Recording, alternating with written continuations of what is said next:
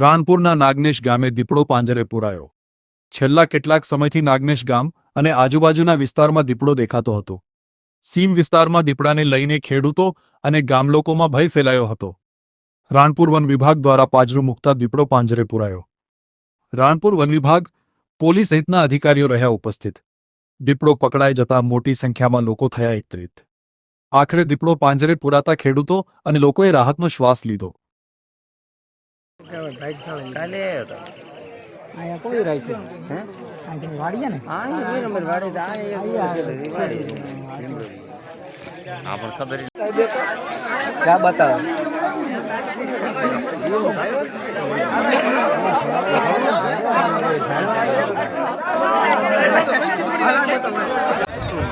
નથી करतो दो